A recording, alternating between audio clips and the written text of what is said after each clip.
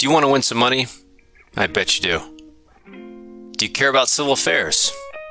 Yes, I know for sure, because you're listening to the show.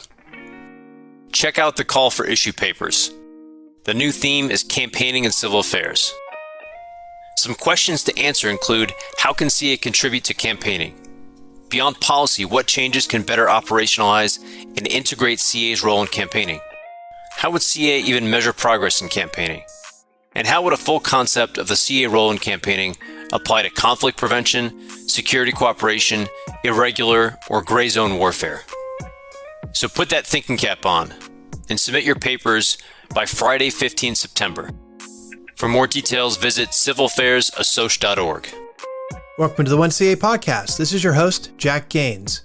1CA is a product of the Civil Affairs Association and brings in people who are current or former military, diplomats, development officers, and field agents to discuss their experiences on ground with the partner nation's people and leadership. Our goal is to inspire anyone interested in working the last 3 feet of foreign relations. To contact the show, email us at capodcasting@gmail.com or look us up on the Civil Affairs Association website at www.civilaffairsassoc.org. I'll have those in the show notes. I like what I do because I have kind of a unique perspective compared to most Green Berets, because we get caught up in the direct action stuff and some of the higher level things. And I'm the guy that's always saying, sure, but at the end of the day, what we really need to learn is how to build relationships. Today, Dr. Joseph Long comes to the show to discuss his new publication, The Future of Conflict: How Super-Empowered Populations Will Change Warfare, which was published at the Irregular Warfare Initiative. Joe is a retired Green Beret and now a senior lecturer at the Defense Security Cooperation University in Virginia. I will have links to his paper and bio in the show notes. What we really need to learn is how to build relationships and get back to special operations being something that you do in and around partner forces and partner populations. And we've kind of gotten away from that in the last 20 years because we kind of think of the partners and populations as anecdotal. Right. So that's why when I saw that you're from the civil affairs side, I was like, perfect. Somebody who's going to actually maybe pay attention and want to have that conversation. Yeah, definitely. I want to bring it out. So how long were you in the Berets? Did you retire out of the military? Yeah, I retired in 2019. My first day of Special Forces selection was September 11th. Oh, wow. Yeah, so I wanted to go in Special Forces because I was an armor officer before, and I was just kind of bored. You would have been a lot busier in a few months, but... Yeah, I was like, if I'm going to get out, I want to do something fun before I get out. So I'm like, I'm going to go be a Green Beret. Right. And then the first day of selection was like 9/11, and then it's like, oh, okay. Yeah. And then just one thing led to another, and next thing you know, I was at the Special Warfare Center, and I was like, I'm retiring. Well, there must have been something that caused you to lean towards education versus, retiring and building motorcycles or something else. Yeah. After my teen time, I took a job as a robbing stage instructor. Mm-hmm. I became a call, and then I was like, okay, let me try to figure out what I want to do with my life. And I started thinking about getting out again. And it's like, well, if I get out, I should probably get a master's degree first. So I went to the Naval Postgraduate School. And I'm a West Point guy, so I didn't really spend a lot of time worried about school. I mostly majored in, 2LT. Right. So when I remember driving from Fort Bragg all the way out to California, just nervous because I was like, oh God, I don't like school. This is going to suck, but I got to get through it. And the Naval Postgraduate School changed my life. And, and I'm always happy to tell people that. I didn't know that I liked grad school because I'd never been. And it's a different kind of education. It's andragogy, which is adult learning, as opposed to pedagogy, which is how you teach children. And West Point is very pedagogical in a lot of ways. So, yeah, that changed my life. And, when I was 10 years older and I'd had a military career that was pretty exciting, and I was a combat veteran and a Green Beret, and I had done some legit unconventional warfare. So I was already inclined to think a little bit more than just about kicking doors and pulling triggers. Right. And I came out of the Naval Postgraduate School. I remember telling my dad, I was like, I kind of think I want to pursue a doctorate degree. I like the way the professors thought. I like the way that they interacted with you and the way that they talked to you, and that they were peer mentors, and I really enjoyed it. And then I found myself just a few short years later, and somebody was like, they're looking at a terminal degree program for Special Forces officer, and General Sokolic at the time was the commanding general at SWIC. And I applied and I got it. So I was able to go from there, get a doctorate degree. And in the process of doing that, I found that I just truly had a passion for that level of thinking. And yeah, the whole thing was an accident. And, and that's like the most fortunate accident I've ever had. And that's fantastic. I'm curious though, what caused you to really work on and focus on the human terrain? Like you said, that's the difference, is that you weren't just a coin operator. You're actually looking at the human terrain and how you can actually create effects. So there must have been some point where you had either negotiated or collaborated in a way that caused you to save lives or material or achieve a mission. Yeah. So I started my doctoral journey found an online program that offered their doctorate in leadership. And I was thinking about it and I was like, if political science is about two political actors and whether or not they're going to go to war, in my mind, I was like, I can translate that to leadership and think it's about the decisions that the leaders make. And I met with the director of the program, as a retired 2-star general, and he was very user-friendly, and he was like, hey, we're a very positive program. We take people that are qualified and we develop them and all of that. So I was like, great. So sometimes it's about being in the right environment. And the great thing about leadership is it's very cross-disciplinary. I'm an Army officer. I'm here to solve problems. The retired general was like, we solve problems. We want you to be a scholar and a practitioner. And I was like, oh, sweet. He's like, of course we want you to be cross-disciplinary. We want you to use scholarly research from everywhere and apply them to problems. And I was like, well, that's what I want to do anyways. So yeah, in the process of doing that, I was trying to translate my dream and relook some theories about irregular warfare. But now I took some of those ideas and I reframed them as leadership problems.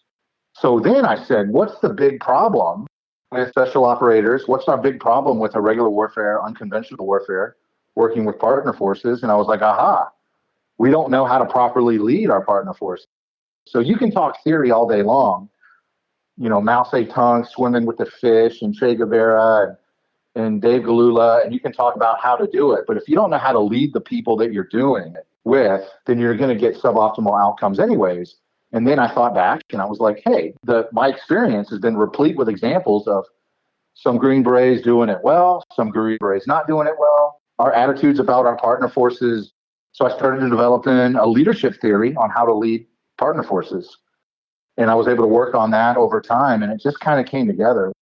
And even when I would talk about it at SWIC, and the CG at the time was like, we learn about how to lead because we do Robin Sage. And I was like, sure, who do we lead in Robin Sage? We lead Americans who are pretending to be something else.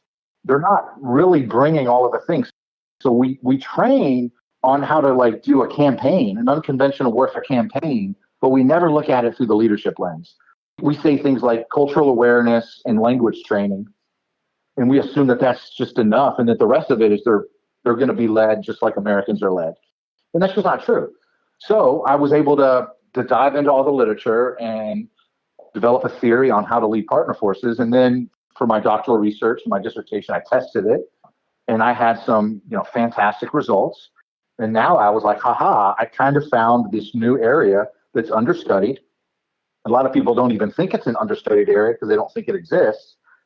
And so now I'm reframing it. So I spent a lot of time at the Joint Special Operations University building a curriculum on partner force leadership, because everything we do as part of our strategy of integrated deterrence is going to require us to start learning how to build friends.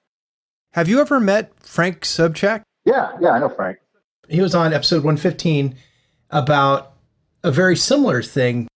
He was assessing the Iraqi and the Afghan forces that did actually perform well while everyone else was collapsing. And he had very similar answers. And that was, one, he found that the language training was helpful, but not critical.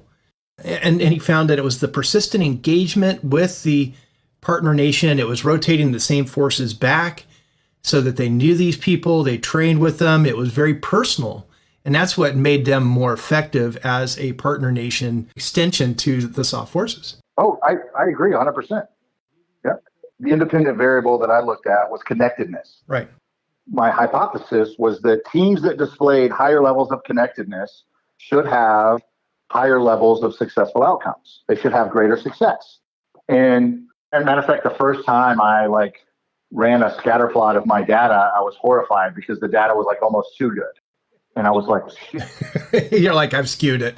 Maybe I biased the data in here some way. I didn't ask the right questions. And I sat down with my methods advisor and we went over it. And it's like, maybe it's just how it is. But what was great is as I was writing up drafts, I had a warrant officer who worked up in the G3 with me. He couldn't take my survey because you had to have been a Green Beret who led partner forces in Afghanistan, because I was trying to really, really keep a homogenous population. Right. So it was only Green Berets and it was only Afghanistan, and he'd only been in Iraq. But he wanted to read it when I had one of the drafts. So I gave him one of the drafts. Right. And he took it over on a weekend. And everybody, even my best friends are like, I'm going to read your dissertation. And nobody. Yeah. I send my link out to these shows and I'm like, hey, listen to it. And I never hear back. It has math in it. They're not fun, right? Yeah. But so he came back and he was like, man, this really was interesting to me. Good. And I was like, okay, awesome. And he goes, this reminds me. And he was telling me about when he was on a team and they were in Iraq, and they had a significant green on blue incident. Oh, wow. And he was telling me, he was like, one of the guys from his ODA was killed and a couple of the Iraqis were killed. And we were doing an investigation about it. As they were talking to the Iraqis, there was a sentiment of, we knew it was going to happen. And they're like, what? And they go, yeah, this guy was shaving off all of his hair. He was giving away all of his stuff. He was showing signals of radicalization. Yeah. And of course, we were like, why didn't you tell us? And he said the Iraqis were like, oh, the relationship you set with us is we don't tell you anything. You tell us and we do it. Oh. So he's like, I'm reading your paper and I'm realizing that connectedness with your partner force, it might not stop the fact that somebody wants to kill you, but it'll greatly increase the chances that you'll know about it. Right. And I was like, that's absolutely part of it, right? I wanted it to resonate with other things. And then you watch, I don't know if you've seen any of the SOCOM videos that they put out themselves about the 2017 Niger ambush. I've not seen those. With the Green Beret team. If you send me a link, I'll check them out. Oh, yeah, man. I'll definitely send it to you. So there was a team that was ambushed in Tonga in Niger in 2017. They were on a J set. No. They ended up getting ambushed by elements of Al Qaeda, and several guys were killed. All sorts of investigations came out of it. They actually didn't get rescued until 12 hours later by French aviation assets. But when you watch that, you see them working with the Niger partner force, and as soon as they start taking fire, you can see the lion's share of the partner force just kind of drives away. Yeah. There's a movie on Netflix called 3212 Unredacted, and it is a look into that case because there's a lot of the parents and stuff that think that there's some things that just aren't really right about it, almost in the way that the Pat Tillman thing was kind of investigated. Right. But I look at that and I go, here's another case in real world validating that we need to learn how to lead partner forces a little bit better. Sure. Because had they had a better relationship with their partner forces, they might not have been walked into that ambush. They might have not let that happen. They might have told them it was going to happen, and they might have stayed and fought. Yeah. If we don't do that, and we're bouncing in and out, and we think that the way you lead Americans is the same way you lead everybody else, right, then you're totally forgetting that we get off helicopters as 6'5", yoked up, tattooed white guys walking over to people in developing countries, tribal societies, and we're kind of like, you're welcome, follow us. I've never seen that overseas. It's funny, but it's true. It's funny because it's true. It is true. You can Google stuff and you can find Americans laughing at Afghans trying to do jumping jacks or pull-ups or all of that, right? So we get frustrated because we're leading them wrong. And then you go, well, why are we leading them wrong? Well, guess what? They're different types of societies. Yeah. If you think of a leader, typically you're going to think of a man, you're going to think of a person who's tall and strong and leads by example. And that kind of goes back to our connection with Greek and Roman mythology. Right. On what it means to be a hero, what it means to be a leader. All of those things are tied together. In other cultures, a leader is somebody who's a master of relationships. Right. A leader is somebody who is older. There's a whole different construct. So we're coming over to these people in developing countries and presenting what we think a leader should be, and they're wishing that we were presenting what they want a leader to be. Sure. So we're just having a complete failure of leadership. And nobody likes to say that because we worked really hard and we spent 2 decades and people got hurt and we did our best. But we never taught ourselves how to lead, how to connect with people that are not like us. You guys in civil affairs do civil military operations. Sometimes it's in easy places, but most of the times it's in hard places. It's to try to help people who are following us. We're not just doing what we say because we're dominating them. We want people to follow us, which means we have to connect with partner forces and partner nations, not at the macro level, at the embassy level, but all the way down to the micro level. How to connect with these folks and make it a partnership. Yeah. Yeah. And we can't do that because the local population, they have agency. They make their decisions. Mm-hmm. They're going to determine if you're a local farmer in the middle of a country in Africa, you're going to look out and you're going to see agents of America, you're going to see micro-level agents of Russia and micro-level agents of China.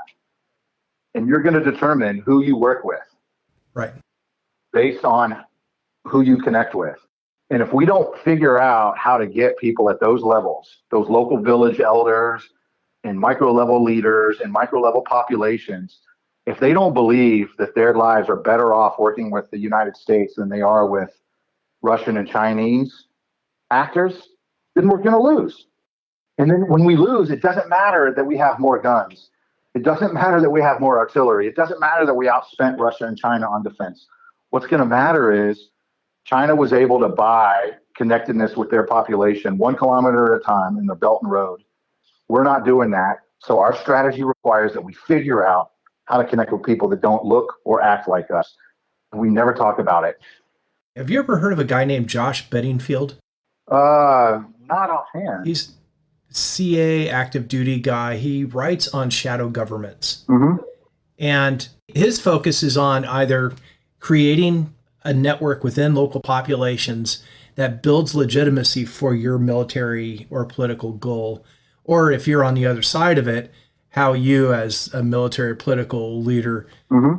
dissolve a insurgent or competitors shadow government so that the publics move to support you and give you legitimacy and not your competitor. Yeah. I think you and him on a panel would be great. Yeah, you both have the same point. If the population supports you, they give you legitimacy in your efforts. And if they don't, then you're a fraud, that you're going to fall apart, as he says. And then you have to resort to coin. We always say that we're in there doing population-centric operations. Sure. But it's lip service. As soon as we're under any stress, we default back to being security force oriented. Right. We become enemy focused. And the more enemy we kill, the more mistakes we make. And the more mistakes we make, the more friendlies we kill. And the more friendlies we kill, the less we're connecting with the population. We are not set up to truly be population centric. We need to understand that our relationship with the population is number one. It's the center of gravity. Right. Killing the enemy is anecdotal. As soon as one gun goes off, everybody's like, oh, where's the enemy? And then we start chasing the enemy. And then we turn around and say, hey, we're here to protect you. And the populations are like, I don't believe you. Matter of fact, if you do it right, then they will protect you from the enemy and actually help you to remove them. Yeah. So think about this.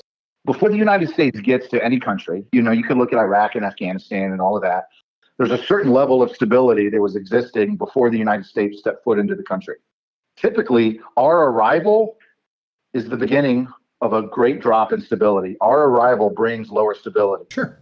And we run around and tell ourselves that we're here to help, but our actions are showing that we're here to make things worse. That's a problem that we're going to have to solve. Right. It is a problem. I was just thinking of Jody Vittori. She runs an organization called the Anti-Corruption Advocacy Network. She writes about how the U.S., when it comes into a country, whether it's through aid, state, the military, the way we do development and engagements creates corruption. Sure. And it's part of the reason that the Afghan government collapse and the military collapses is because we're not using the right incentives. We're just flipping money at people who have never really had any money and expecting them to perform in a certain way. It creates a transactional relationship with our partner nations to where when we leave or we need help, that transaction's over. Yeah. And usually these governments or militaries collapse. So, and what you're saying kind of reminds me of what she's talking about. I'm very much in alignment with her on that. So I have a graph in one of my papers where I show that transactional leadership, it'll take off very, very quickly in a short amount of time because you're buying cooperation, but that wears off very fast and it flattens out and it levels out very, very quickly. Mm-hmm. Right? Connectedness, right? Relational leadership starts out very, very slow, but it has no endpoint. It can continue to go up and up and up. And it attracts the wrong kind of people to you. Yeah.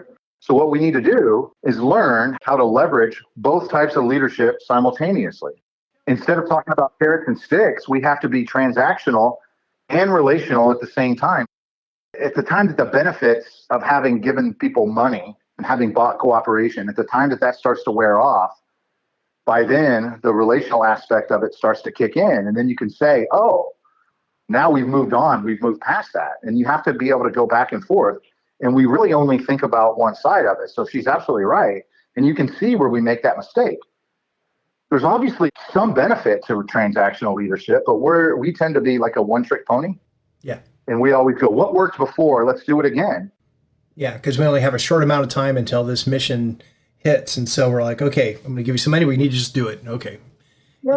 Well, we tend to think that more is better always, and typically it's not. It's not a linear transformation. It's a U-shape, which means you start out more as better. Yeah. And then it starts to decline, almost like anything, right? Like drinking beer is fun until you drink to a certain point, and then any point after that, the more you drink, the worse you get. Become that guy. Yeah, you become that guy. And that's the thing. And then we're like, let's find out what happens. Right. Because we're not really thinking strategically and we're not very reflective. And we kind of have turned our back on a lot of the academic that's been done, thinking that we can just kind of like John Wayne our way through these problems. We're missing a lot of the lessons. And they're right on your nose. You go, yeah, you're right. Too much transactional leadership is bad. Right. One of the movies I love, and a lot of Green Berets hate it because they don't have like a prominent role for the team sergeant. But one of the things I liked about the movie 12 Strong is you see that classic unconventional warfare where the team leader and his guys arrive and they're trying to like get this guy's attention. And they're like, hey, here's a bottle of whiskey. And he's like, I don't care. And then they're like, we can drop bombs. And he's like, show me. So right off the bat, they're able to get his attention through transactional means. The rest of the movie is about that man building a relationship with General Dostum, the warlord. And it's tested because in the very end, he's like, General, I'm ordered to take this town. And he's like, I don't want to take this town. I want to take this other town. Right. And he's like, well, I have to take this town because my orders say that. And they have this interesting conversation about, he's like, I don't have a boss. I work for God. And he's like, well, I work for Secretary Rumsfeld.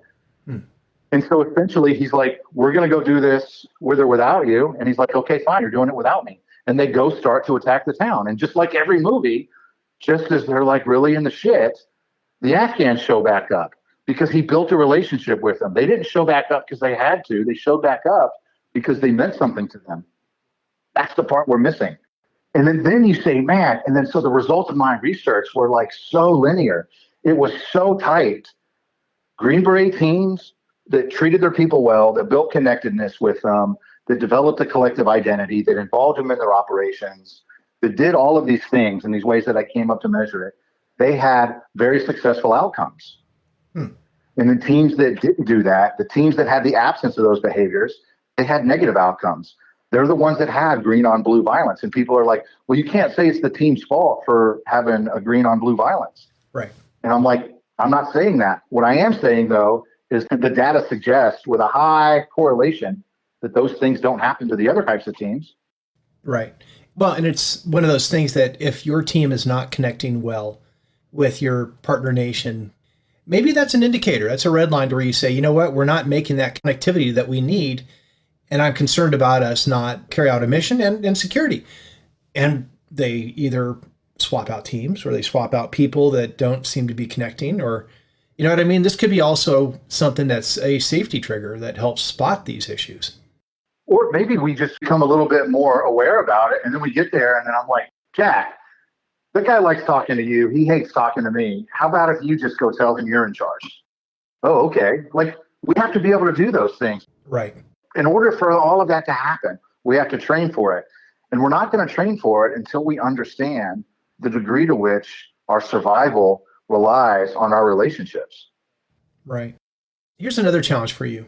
I was talking to a Marine. His name is Greg Schaefer.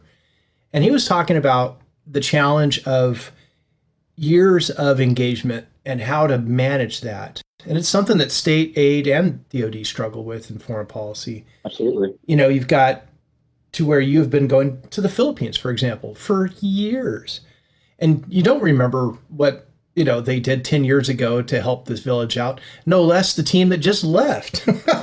Yeah. You know, and so we're going to have to get better at chronicling our relationships. I mean, we talk about it. We talk about building these relationship maps and who's who in the zoo and what they do. But having that handoff and that long-term relationship, even if the person going back still has to follow up from home to keep that relationship going, there's got to be some type of generational lead. That's exactly it. You should never come back without understanding where they are. So we leave and they move teams around. Yeah, it should be like my team and your team are in the same place indefinitely. We rotate out, but I still come to meetings virtually when you're there and I'm home. Yeah. So you're always warm, no matter what's going on. Yeah. And you do the same thing. And so, and I just happened to, anecdotally, it just worked out that way, that the team that we replaced in 2004 was the same team that replaced us again in 2005. And I don't talk about who they are or whatever, you know, and they're just one case, but they were not interested in us telling them what things were like now. Right. In their mind, they were just here. They know how it goes. Let's get back to work. And if we constantly do that, if we're constantly fighting 2004 over and over and over again, we're never going to allow ourselves to move forward. We have to do it. We have to have leaders that stay there for long periods of time. Sure. You know, the idea in fifth group was forward deployed perpetually in Vietnam. That kind of makes sense. Everybody went from the other groups and they came and they were employed by there. And that way the senior leaders, I mean, they can take leave and stuff, but somebody has to be an observer to see the quality of relationships move forward, to see progress. And if we constantly reset every 8 months, every 12 months, if we're constantly resetting, then that's just creating havoc on the lives of the partner forces of the population who we say we're helping. Right. And, you know, I remember one of the first patrols we did in Coast, we went as far out into the middle of nowhere as we could. And we go into the small village and the village elder comes out and we hop out and we're super excited to go talk to this guy. We walk over to him and you know what this guy did? He started speaking to me in Russian. You know, and I'm a first group team, right? So none of us speak Russian. And my interpreter was like, I have no idea what this guy's saying. And I was like, well, you know, that makes two of us. And we finally figured out we were speaking Russian. Right. And then we figured out what the deal was, because now finally our interpreter could figure out how to talk to him. Mm-hmm. And he was like, you guys are Russian. We're like, we're not Russian. And he says, the last white guy I saw looked exactly like you, and he was Russian. But think about it. 1988 to 2004 isn't that long ago for him. The last time there was white people running around Afghanistan, they were Russians. They don't know the difference. They don't really care. They're not really caught up in macro level politics with the United States and the Taliban, which they didn't even really respond well to the Taliban. They were kind of doing their own thing. Yeah. But the idea that we don't have to establish our own relationships, we don't have to steer these, we don't own these, is ridiculous, because if not, we're missing out on an opportunity. Yeah. And you can't lead somebody unless you understand how they think. And that's why we have to learn how to use relational leadership Right. with people that aren't like us at all. And it's going to require that we select the right kind of people. If you don't have the temperament from this, then you need to go do something else. I mean, it's that important, because you're out there alone, away from all of these resources, which we brag about.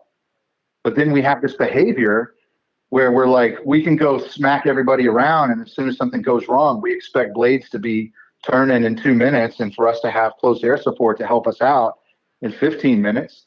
And if we're really doing this, if we're really bringing the strategic impact, that's not going to be the case. Right. we're going to have to say, I'm going to live and die based on my relationship with this, insert group of people. Yeah. This sounds much closer to Peace Corps and how they actually operate in populations than it does most of the military that I've seen. Well, we have to be different, right? We've been bragging about being different forever. And our difference is we have more money and we have better weapons and more gunfights and all of that. But we haven't really explored the part of being different that makes the difference. Right. And it's more than just Googling Afghan culture and I'm culturally aware. It's about getting down there and meeting them where they are. Ladies and gentlemen, we're splitting the episode here. So come back next week to hear Dr. Long discuss his strategy for implementing relational leadership in both SOF and conventional forces. Thanks for listening. If you get a chance, please like and subscribe and rate the show on your favorite podcast platform. Also, if you're interested in coming on the show or hosting an episode, email us at capodcasting@gmail.com. I'll have the email and CA Association website in the show notes. And now, most importantly, to those currently out in the field, working with a partner nation's people or leadership to forward U.S. relations, thank you all for what you're doing. This is Jack, your host. Stay tuned for more great episodes. 1CA Podcast.